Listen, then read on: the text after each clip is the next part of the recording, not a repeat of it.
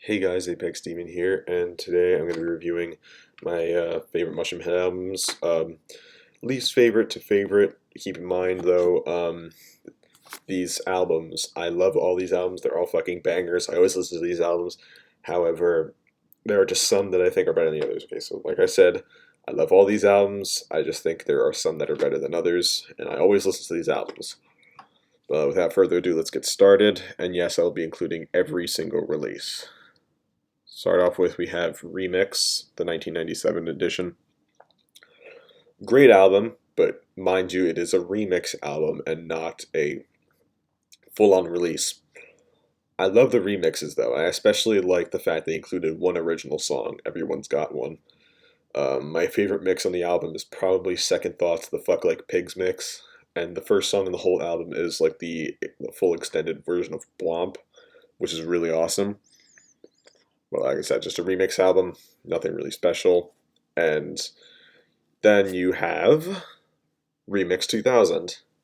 It's pretty much the same album, just with more songs included. So it's really just, it's only above it because it has a larger set list, and it's at the bottom. It's at near the bottom of this list because yes, it is just a remix album. Next up, we have Double X. And with Double X, it is just a compilation album. That's why it's so far down here. If it was an original release, it'd probably be higher. However, like I said, because it's a compilation album, it's not going to be as far as up on the list as you may think. But it's got a lot of great songs, and especially has my favorite song, These Filthy Hands. Yes, my favorite song, not just my favorite Mushroomhead song, my favorite song in general. I just fucking said that. That and The Devil and I by Slipknot. Double X was the first album actually the last album to feature JJ Righteous, the guitarist, well, at least one of the guitarists. It was almost the first album to feature Stitch because I'm pretty sure all the sampling was done by Bronson on this album. However, Stitch did join during the making process of the album and was featured in the band's first music video, Solitaire Unraveling, released for this album. This was Mushroomhead's first major record release. However, it was not their. It's like I said, it was a compilation album. However, most people didn't know that unless you were from Cleveland. So now, going on to original album releases. Beautiful Stories for Ugly Children. This was the last album to feature Gravy and Pig Venus, as well as Lil Dan. The album is a great album in my honest opinion. A lot of people tend to shit on this album, but I think it's great. My favorite song, especially on this album, is Harvest the Garden. The drumming by Skinny and LD is just absolutely insane, and before they stopped playing this song live because of Waylon's eventual departure and then Jeff's eventual departure. It was a pretty fun album to listen to, and Harvest the Garden especially was a fun one to watch live, though I never myself actually saw it. But either way, great album. Though I would say it's still weaker than most other Mushroomhead albums. It still does lack a bit. And the opening sample for Burn the Bridge, I'll be honest, it's a really good song, but the opening sample is just some kid saying "What's up, hard dog," and then doing some freaking beats with his or her mouth. I think it was a girl. And then the song starts, which was kind of a weird sample, and I didn't really like it all too much, but the song itself was great. Next up, we have A Wonderful Life, the most recent release by Mushroomhead. Now, it's a similar story with Beautiful Stories for Ugly Children. A lot of people tend to shit on this album because, well, it's new. And it features Jackie on vocals. Jackie LaPonza, who people claim is a replacement for Waylon, even though she isn't, because if that was the case, you'd be hearing 1200 as if they'll ever play that fucking song again, being sung by Jackie. And not to mention, they worked on an album together, The Righteous and the Butterfly. They were on the same song, for fuck's sake, and they've appeared on stage together several fucking times. This is the first album to feature Tommy Tank Schaffner on guitars, the first album to feature Steve Raukhorst on vocals, and the first album to feature Jackie on vocals fully outside of just one song, like in Righteous and the Butterfly. Because on Righteous and the Butterfly was just one song, and she was also just a touring member at the time. Now she's an official member. The album sounds great. My favorite song in the album, that's not really a tough one, but I have to say my favorite song on the album, oof, it's either Carry On or Where the End Begins. But in terms of like the faster songs, I'd have to say I've probably Seen It All. But this album has a lot of great songs on it. It's Mushroomhead really experimenting with ballads because even though they have done ballads many times before, still this album's like really them showing that they can just do it more than once on one album. I know it's hard to describe, but great album. Definitely recommend listening to it. However, if you're not a fan of Jackie's vocals, obviously probably avoid this one. But again, there are several songs in this album that do not feature Jackie on vocals. This album started off with the release of Seen It All as a single, and The Heresy came along. And Mushroomhead, you can really tell they put a lot of effort into their music videos. They're fucking awesome. And especially with this album, the music videos were just absolutely insane, especially for Carry On and The Madness Within. So next up you get Save Your Sorrow, the first album to feature Waylon Revis on vocals. Save Your Sorrow was a really good album. Waylon really demonstrated the power in his vocals. And he also showed that he was a suitable replacement for J-Man, because when he first came along, a lot of people didn't like him very much, strictly because he was not J-Man. And also some say he wasn't that much of a rapper, but, I kind of beg to differ. He definitely isn't suited to for rapping, but when he has to do it, he does it really good, and he has to improvise. But that was pretty cool. Waylon himself, he now is in a band called A Killer's Confession that he formed after leaving Mushroomhead. They're pretty good, give them a listen. But this album was fucking awesome. It was the first album to feature just one guitarist, because for years Mushroomhead had been using two. However, Bronson had left prior to the album's release, though he is credited with the writing of some songs. My favorite song in this album is most certainly the Simple Survival. Simple Survival, at first for me it was really 1200, but then I started listening to a bit more of the album, and then 1200, it's still a banger in my opinion, but Simple Survival is just fucking amazing. You don't have to agree with me, but I think Save Us also really demonstrates Waylon's talent, because he was not just a harsh vocalist, he's also a really good soft vocalist, just like Jeff. And Save Us especially demonstrates that talent. It's an amazing song, great ballad, and definitely check out this album. And if you want like some of the heavy, intense shit, well, this album's got that. Tattoo and Burn being some examples. But this album's a pretty good mix of both harsh, fast music and slow, soft music. Next up we have M3. M3 was the last album to feature Dinner on guitars, and I'm pretty sure the last album to feature DJ Virus on turntables and sampling. With Virus, though, he had not been a live member for quite a while. He stopped, I'm pretty sure, somewhere around 96, but like right after Super Buick, but he kept up with like studio work and shit like that before officially finally leaving. This album features some of the best songs I've ever listened to by Mushroomhead. Born of Desire, Before I Die, Exploiting Your Weakness, Inevitable, The New Cult King.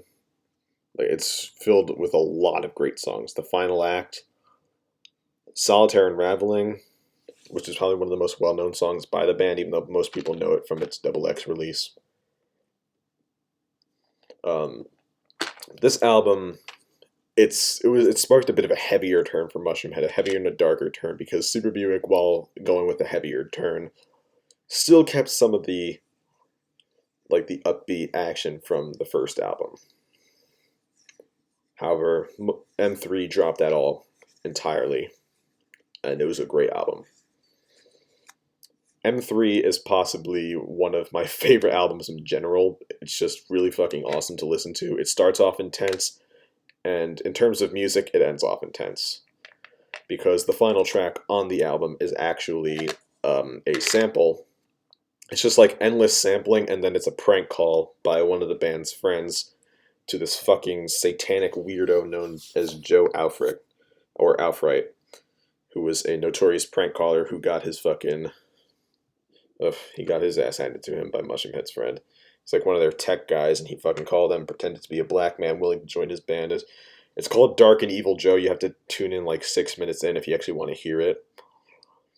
But it was fucking hilarious. I'm an evil motherfucker, Joe. You know that? I done shot a motherfucker. Yeah, great album. And this album especially demonstrates Schmatz's keyboard talents. I mean, all albums up until after the Righteous and the Butterfly, because that's when he was gone by then. Actually, no, he did work on that album. That's what I meant to say. He did work on the album, but after that one was released, he was no longer in the band. But anyway, speaking of which, next up, Righteous and the Butterfly, the highest quality picture in this fucking slide. I don't know why they can't all be this high quality.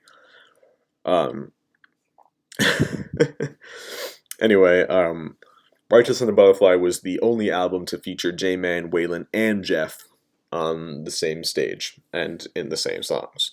And they did it amazing.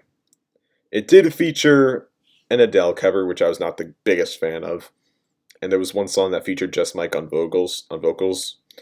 However, for the most part, this album is amazing. It demonstrates Tommy Church's fucking his extreme talents with the guitar, and this was also his only ever album release. He came in as a replacement for Gravy, but then after Jeff ended up leaving after this album's release, he followed suit.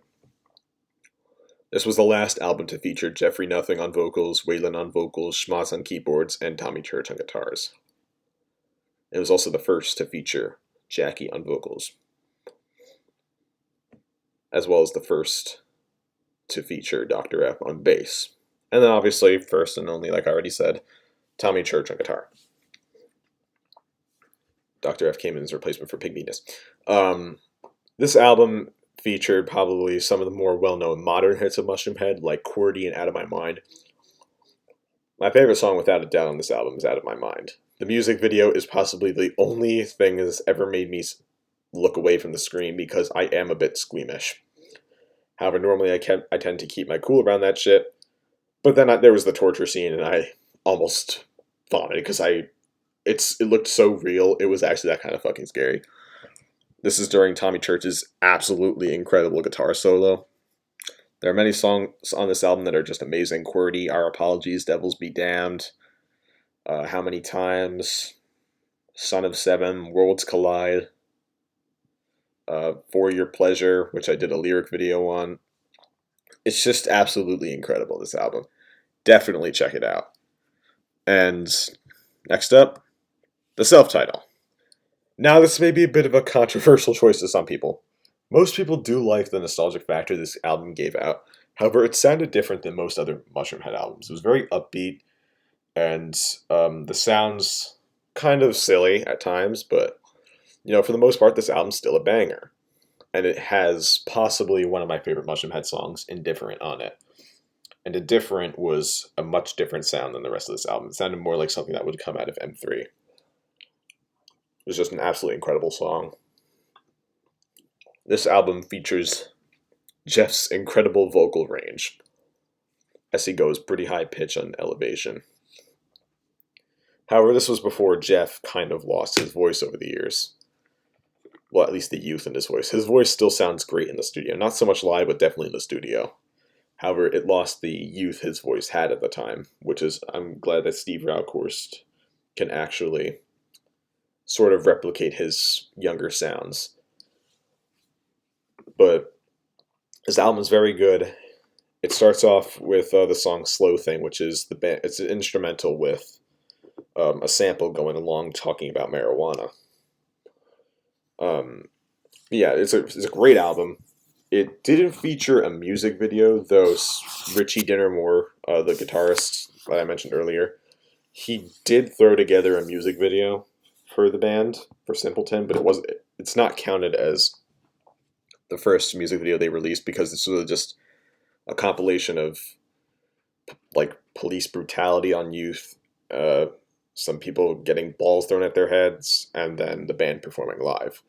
This was the only album to feature Pig Venus's brother, fucking Mr. Murder Nickel on bass. However, Murder Nickel was a pretty good bassist. He occasionally plays with Mushroomhead, like if they do regional shows, and sometimes in the mid 2000s did some sound checks with them.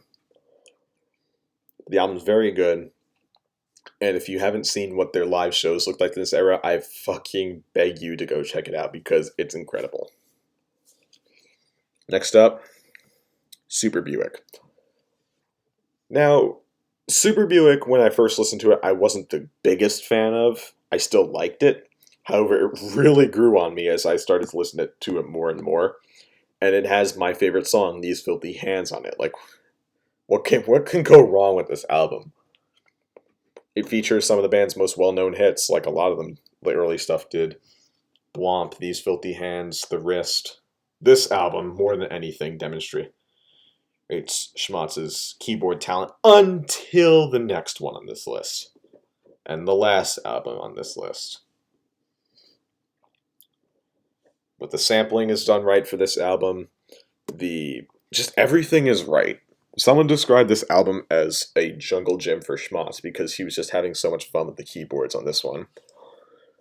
But every album released until until Wonderful Life demonstrated that, because in Wonderful Life it's now Dr. F, Stitch, and Diablo doing keyboards. Oh yeah, I forgot to mention Diablo, Righteous on a Butterfly. That was his first appearance. But this album, it's a very fun album to listen to, and it's just, sorry, I keep stumbling up. Like, Never Let It Go, These Filthy Hands, The Wrist, like, listen to those songs in fucking order, like, you're gonna be banging your head until you break your neck. That's what I'm gonna say. Next up, my favorite Mushroomhead album, 13. And I really wish this picture was high quality. I mean, it looks a bit better than the other images, but for the most part, you can still see the blur. 13 is just perfect. That's all I have to say. It's a perfect album.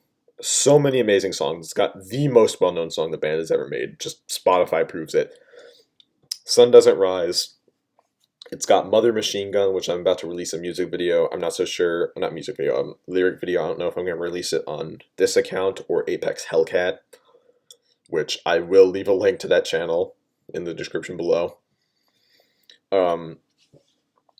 It's got one of the best Mushroomhead songs ever, Destroy the World Around Me. It's got a cover of the song Crazy, which Mushroomhead does covers, right? I'm just going to say that. They don't try to replicate the sounds of the original song, they just make it their own. And that's the best part about Mushroomhead. They don't have to jump the shark that way. But just, the album's amazing. So many, like, amazing songs. Almost Gone. So many great, I can't remember them all. But it's just a great album. Everything is done right. The guitars, the drums, especially the keyboards on songs like Mother Machine Gun, the drumming and the keyboards are just amazing. Sun Doesn't Rise, everything's amazing, but especially the guitars. And the vocals. The vocals are absolutely incredible. Jeff and J-Man worked their asses off to make the sound on this album work. I will mention this was the last album to feature Bronson on guitars. However, in a way, it's the only album to feature him on guitars, and I'm not counting Double X. Bronson started out as a dancer, but then he did some sampling, and then he became a guitarist. Oh yeah, Mushroomhead had dancers. He was a male dancer. Yeah, this has been my list. Comment your own list. I definitely want to hear your opinions. But keep in mind, this is just my opinion. And if you don't like my opinion, well, that's your opinion. I don't know what to tell you, because I have a different opinion. You can't change it. And until Mushroomhead releases their next album, there's no way that this list will change. So this has been Apex Demon, signing off. Rate, comment, subscribe, and subscribe to my channel Apex Hellcat. Peace out.